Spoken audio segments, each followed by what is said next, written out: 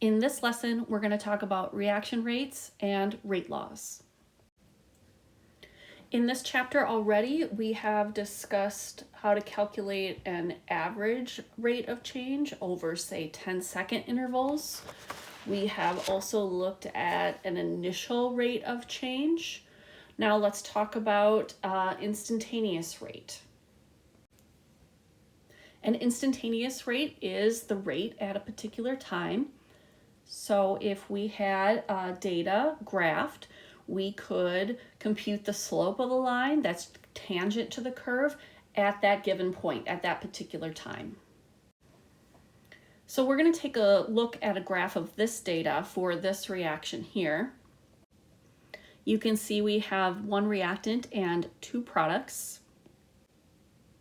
For the reactant, you can see over time the concentration is decreasing. And for the products over time, the concentrations are increasing. Reactants get used up and products are produced. Here is the graph of that data. Here's the reactant, and here are the two products.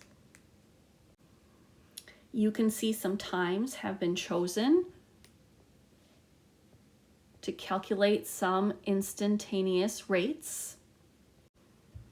Tangent lines have been drawn. This one is probably the easiest one to see. And if you calculate the slope of that tangent line, that will give you the instantaneous rate.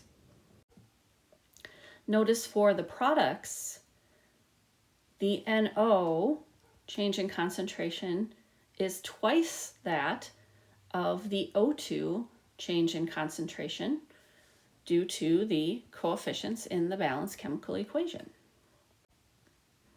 And for the NO2 and the NO, they both have 2 as a coefficient. Notice how the curves on the graph mirror one another. Okay, so now on to rate laws. A rate law is going to show how the rate of the reaction depends on the concentrations of the reactants. So for example, this equation that we were just looking at in section 1, here is the rate law. The rate is going to equal K, lowercase k, which is the rate constant, that's temperature dependent, add that into your notes, times the concentration of, there's only one reactant here, and that reactant is in brackets. Remember, the brackets mean concentration, molarity. And then we're going to raise that concentration equal to N. That's the order of the reactant, and we'll talk about that coming up. The order of the reactant is not a coefficient and is usually an integer, 0, or could be a fraction. The rate constant K and the order N are experimentally determined. For K, the units are going to vary depending on what's going on with the reactants and the order. At the end, we always want the rate to have these units, molarity per unit of time. But even though the units on the rate constant K will vary, the higher the magnitude of the rate constant, the faster the rate. They are directly related. So still talking about this same rate law, the concentrations of the products are never going to appear in a rate law, okay? We are always looking at forward favored reactions. So we are assuming that the reverse reaction doesn't really contribute to the overall rate. And as mentioned earlier, N, the order of the reactant, needs to be determined experimentally, and it will not be the coefficient. There are two types of rate laws that we're going to study. The differential rate law, or when we say write the rate law, that's what we're talking about. It shows how rate depends on concentration. So the rate law that we have been looking at would be a differential rate law. We can see how rate depends on concentration. We also have something called the integrated rate law, and these two are related to one another, but this shows how concentrations depend on time. Experimental determination of either one of these rate laws is sufficient to describe a reaction. It just depends on whichever one is easiest. So what can we do with the rate law? When we start talking about reaction mechanisms, individual steps that are involved in a reaction, the rate law is going to help us evaluate whether we have a valid mechanism or not.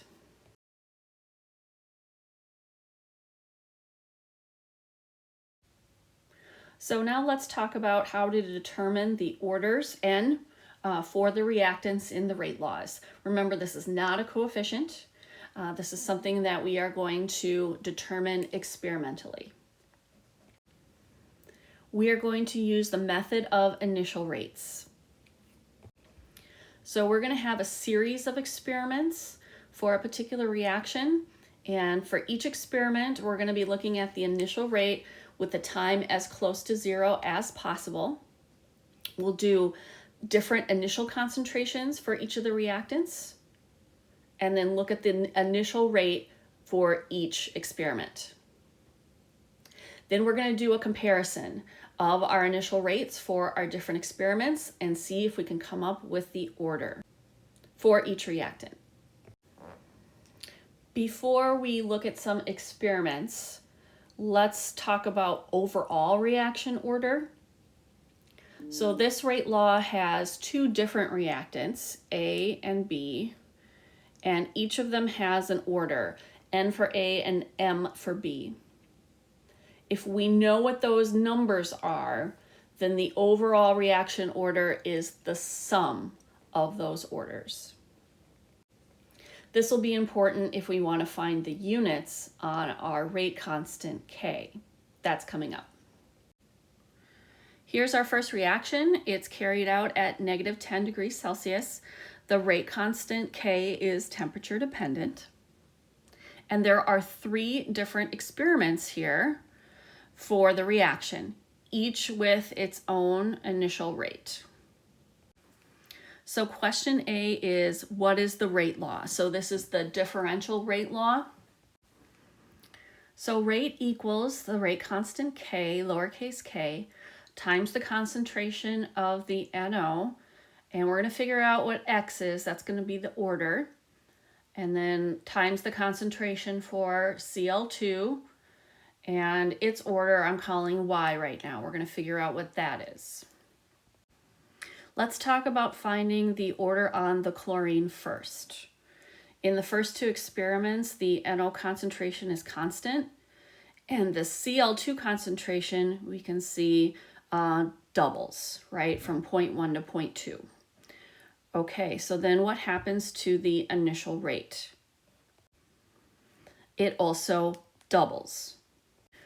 So the change in concentration is also causing the same change in initial rate. We're doubling the concentration, that's doubling the initial rate. So that is first order with respect to the chlorine. Think about it this way. If we were just focusing on the chlorine, rate equals the rate constant K times the concentration of chlorine to the Y. Okay. So we're seeing a doubling in the rate and a doubling in the concentration. What does Y have to be for that to be true? So if 2 is raised to the first power, 2 to the first is equal to 2. Now let's do the same thing for the NO. We'll pick experiments where the Cl2 concentration is constant and where we see a change in the NO concentration. So here, once again, concentration is doubling. And for the initial rate this time, times 4.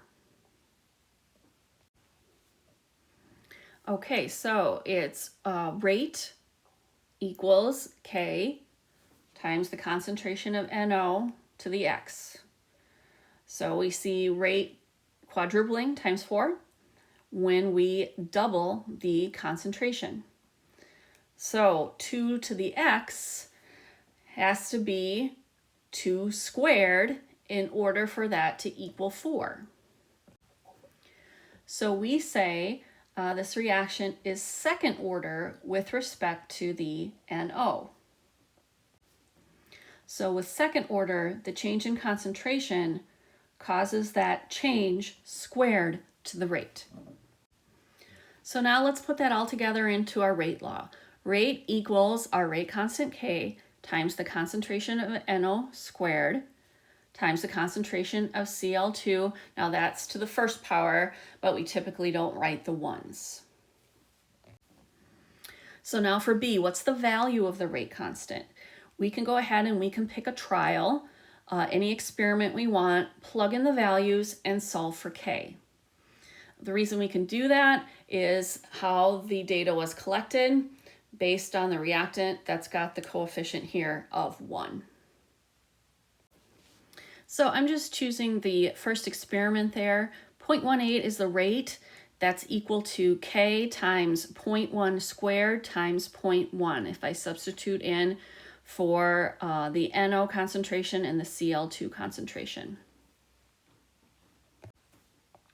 So when you solve, you get 180. Now the units for the rate constant K can vary, so we have to figure them out. So we took the rate units, moles per liter per minute, and we divided by a molarity squared and then another molarity. So moles per liter squared and moles per liter. We've got some canceling we can do. And then we can do some simplifying. Once we do our simplifying, here are the units. So I'll add those on to my 180. At the end here, I'll show you a shortcut for figuring out the units for the rate constant. In our last problem, we are looking at a reaction at 20 degrees Celsius. And instead of moles per liter, we're using micromoles per liter, so smaller concentrations. Really doesn't have any impact on our process, but we want to make sure we reflect that in our final units. So we're going to determine the orders of the reaction with respect to HB we're using for hemoglobin and carbon monoxide. You can see there are 3 experiments there. In the first and second experiments, the concentration of the carbon monoxide is constant. And for the hemoglobin, we can see that the concentration doubles. For the initial rate, we see that it doubles as well. So this is first order with respect to hemoglobin. So if we're going to double the concentration of the hemoglobin and double the rate, X, that power there has to be 1. So 2 to the first power equals 2. So this is first order with respect to hemoglobin. Now let's look at experiments 2 and 3, where hemoglobin concentration is held constant, and we see the carbon monoxide concentration is tripling, so times 3.